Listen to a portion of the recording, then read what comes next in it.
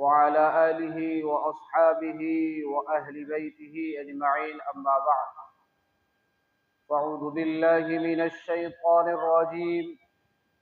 बिस्मिल्लाहिर रहमानिर रहीम। कुल्लु नफ्सिन ज़ाइक़तुल मौत व इन्नमा तुवफ़्फ़ौना उजूरकुम यौमल क़ियामह फमन ज़ुहज़िह अनिन नारि व उदख़िलल जन्नत फ़क़द फ़ाज़ वमल हयातुद दुनिया इल्ला मताउल गुरूर। वक़ाल तआला वलौ कुन्तुम फ़ी बुरूजिन मुशय्यदह वक़ाल नबी सल्लल्लाहु अलैहि वसल्लम अल कय्यिसु मन दाना नफ्सहु।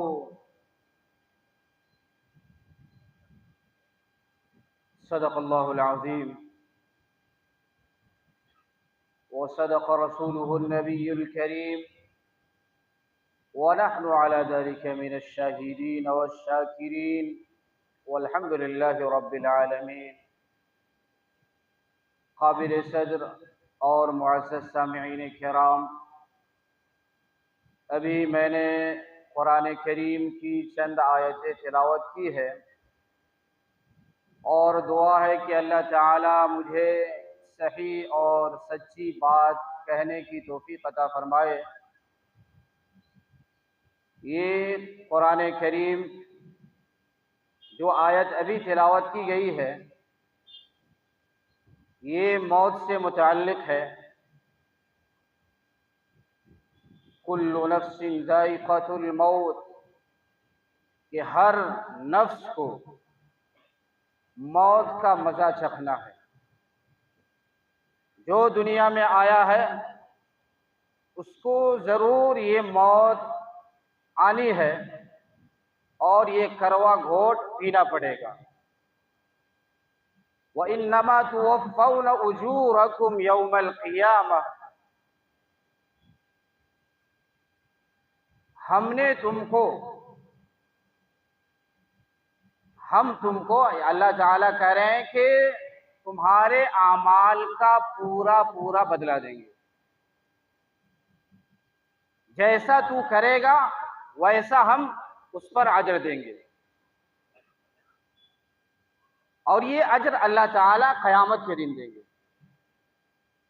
व इन्नमा तुवफ़्फ़ौना उजूरकुम यौमल क़ियामह फमन ज़ुहज़िह अनिन नारि व उदख़िलल जन्नत फ़क़द फ़ाज़। बस जो शख्स जहन्नम से बचा लिया गया और जहन्नम से बचकर जन्नत में दाखिल हो गया, यही शख्स कामयाब है।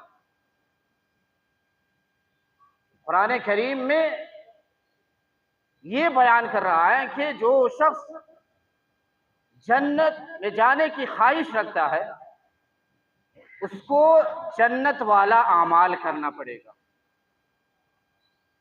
और जो शख्स जहन्नम से बच गया, जब जहन्नम से बच गया वो जन्नत में दाखिल होगा और यही सबसे बड़ी कामयाबी है।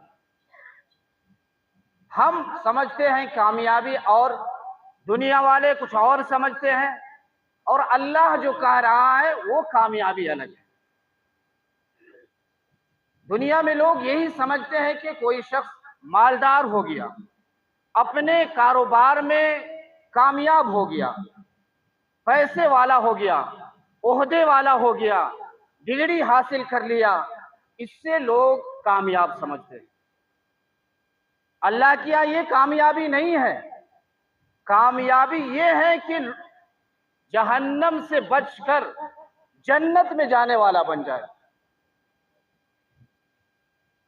हमारे और आपके सोच में जो है ये कामयाबी नहीं है। हम समझते हैं कि बड़ी बड़ी बिल्डिंगें बना लेंगे, हम पैसे कमा लेंगे, बिजनेसमैन बन जाएंगे, हमारे पास डिग्री होगा, हम डॉक्टर बन जाएंगे। ठीक है, अगर बन गए, बनने के साथ साथ आपने जहन्नम से बचने वाले आमाल किए तो आपके लिए ये कामयाबी है। जन्नत में दाखिल हो गए, ये आपके लिए सबसे बड़ी कामयाबी है। और अल्लाह ताला आगे फरमा रहे हैं, वमल हयातुद दुनिया इल्ला मताउल गुरूर, ये दुनिया महज एक धोखा है। दुनियावी जिंदगी कुछ नहीं है, सिर्फ धोखा। हम दुनिया की जिंदगी में पढ़कर, धोखे की जिंदगी में पढ़कर अपने आखिरत को बिगाड़ रहे हैं। अपने आखिरत के फिक्र से, अपने आखिरत के सोच से कोसों दूर है। हम दुनिया ही को कामयाबी समझ लिए कि हम दुनिया में अच्छे अच्छे खाने खा ले, अच्छे अच्छे ओहदे पर बैठ जाए, ये हमारे लिए कामयाबी है। नहीं है मेरे भाइयों, कामयाबी असल जन्नत की कामयाबी है। ये दुनिया तो धोखा का घर है। अल्लाह ताला कहीं फरमाते हैं कि ये मकड़ी का जाला है, ये मच्छर के पर के बराबर भी इसकी कोई वक़ात नहीं है। इसी दुनिया के पीछे हम अपने दिल लगा बैठे हैं। और अल्लाह ताला दूसरी आयत में फरमा रहे हैं, वलौ कुंतुम फी बुरूजिम मुशय्यदा, अगर तुम किसी मजबूत किले में भी महफूज हो जाओ, यानी पहाड़ की चोटी में जाकर पहाड़ के अंदर पत्थर को तराश कर उसमें रहना शुरू कर दो, फिर भी वहां मौत आनी है। ऐसा नहीं कि उस मजबूत किले में होंगे तो मौत नहीं आएगी, वहां भी आकर रहेगी मौत। बहरहाल अटल चीज है, वो एक सेकंड के लिए आपको मोहलत नहीं देगा। अभी अल्लाह ने आपको ये वक्त दिया है, ये जवानी दिया है, तो हम आखिरत की फिक्र करें, अपने आखिरत को संवारे कि हमें कल क़यामत में अल्लाह के सामने पेशी होना है, अल्लाह को जवाब देना है। इसकी फिक्र हम नहीं करते। हमारी फिक्र दुनिया कमाने की है। सुबह उठते हैं शाम तक दुनिया कमाने के लिए कि कैसे आज बिजनेस में क्या करना है, क्या सोचना है, यही फिक्र होती है। लेकिन हमारी फिक्र ये नहीं होती कि कल क़यामत में क्या होगा, कल क़यामत में हम जब यहाँ से जाएंगे या मौत की सख्ती से हमें कैसे नजात मिलेगी, इसकी फिक्र किसी शख्स को नहीं। और अल्लाह ताला दूसरी आयत में फरमा रहे हैं, जिस मौत से तुम भाग रहे हो वो मौत आकर रहेगी। तुम कहीं भी भागकर चले जाओ, तुम कहीं भी चले जाओ, बहरहाल वहां मौत आनी है। और तुमको उस बादशाह के सामने पेश किया जाएगा जो छुपी हुई चीजों को भी जानने वाला, जो जाहिरी चीजों को भी जानने वाला है। अल्लाह ताला हर छुपी हुई चीज से भी बाखबर है। ऐसा नहीं कि अल्लाह को खबर नहीं है। तुम्हारे हर करतूब का जो तुम कर रहे हो सब अल्लाह को खबर है। लेकिन अल्लाह ने ढील दिया है, ये ना समझे कि हमें अल्लाह पकड़ नहीं रहे। अल्लाह ने अभी ढील दिया है कि मेरा बंदा मुझसे करीब हो जाए, मुझसे तौबा कर ले, फिर मुझसे लौ लगा ले। लेकिन अल्लाह ने ढील दिया है तो ये ना समझे कि अल्लाह हमसे खुश है। बल्कि हम कहते हैं कि कब्र में बिच्छू है, सांप है, अजाब है, ये सारी चीजें खुद हम अपने साथ लेकर जाते हैं। ये अपने साथ लेकर जाते हैं, ये हमारे बदआमानी की वजह से है। ये जो बिच्छू, सांप, जितने कब्र के अजाब होते हैं, ये हमारे बदआमानी की वजह से। हम वैसा अमल नहीं करते कि हमें कब्र में सुकून मिले, बल्कि हमने अपने जिंदगी को इतना गंदा कर दिया है कि कब्र में जाने के बाद ही अजाब शुरू हो जाता है। हजरत उस्मान गनी रज़ियल्लाहु अन्हु जब भी कब्रिस्तान से गुजरते थे, कब्र से गुजरते थे तो रोना शुरू कर देते थे, ज़ारो कतार रोते थे, यहां तक कि दाढ़ी तर हो जाता था। किसी ने पूछा कि आप जन्नत और जहन्नम के तज़किरा से इतना नहीं रोते जितना कब्र देख कर रोते हैं। हजरत उस्मान गनी रज़ी अल्लाह अन्हु ने कहा कि ये कब्र आखिरत की मंजिलों में सबसे पहली मंजिल है। अगर कोई शख्स कब्र से महफूज हो गया, कब्र के अजाब से बच गया, तो उसके लिए आगे की मंजिलें आसान हो जाती है। जो शख्स इसमें ही फंस गया तो आगे की मंजिलें और मुश्किल हो जाता है। और हदीस में आता है, अल कय्यिज़ु नफ्सहु मा बादल मौत। ऐसे ही एक हदीस है कि अक्लमंद और दाना शख्स वो है जो अपने नफ्स का मुहासबा करे, अपने दिल में जायजा ले कि हमने आज कितने गुनाह किए, हमने कितने अच्छाई के काम किए हैं। यही शख्स अक्लमंद है। और अक्लमंदी यही है कि हम मरने से पहले मरने की तैयारी करें। और बेवकूफ इंसान वो है कि दुनिया में कुछ अमाल नहीं करता है लेकिन लंबी लंबी उम्मीदें बांधता है। तो ये शख्स बेवकूफ है, करतब कुछ नहीं और अल्लाह पर उम्मीदें बांधे हुआ है।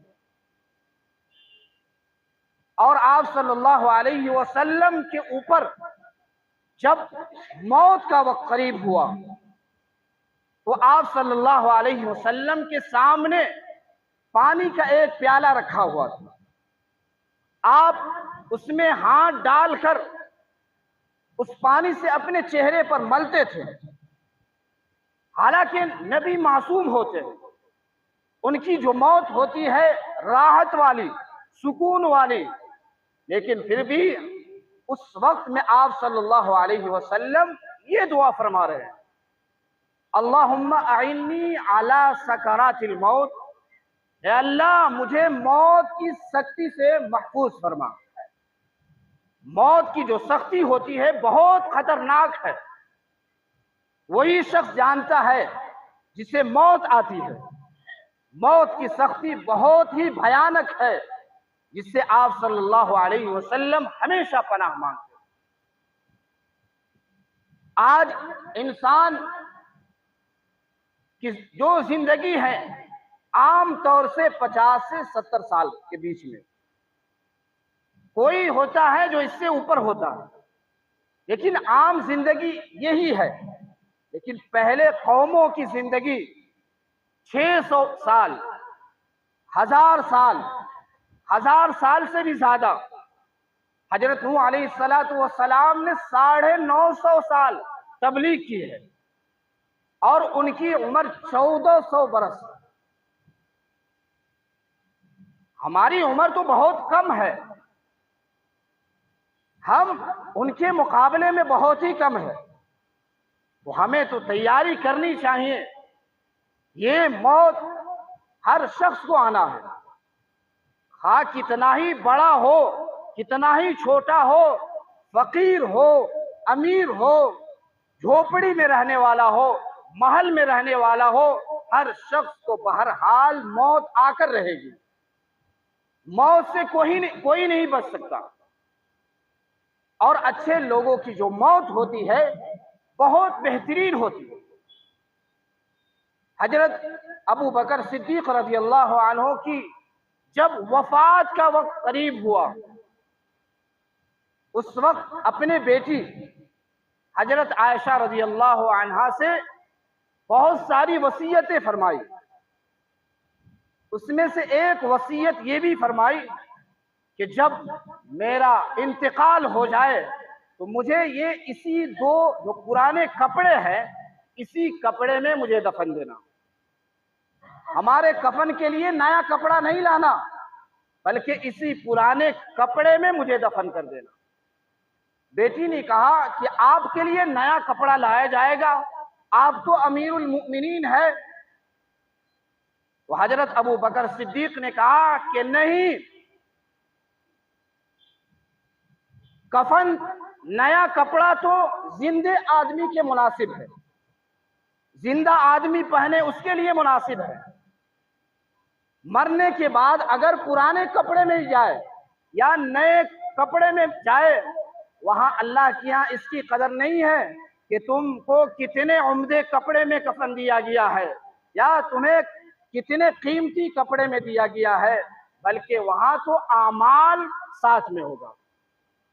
वहां हमारे साथ जो होगा हमारा आमाल, हमने जैसा कर्तव्य किया होगा वैसा वहां पाएंगे।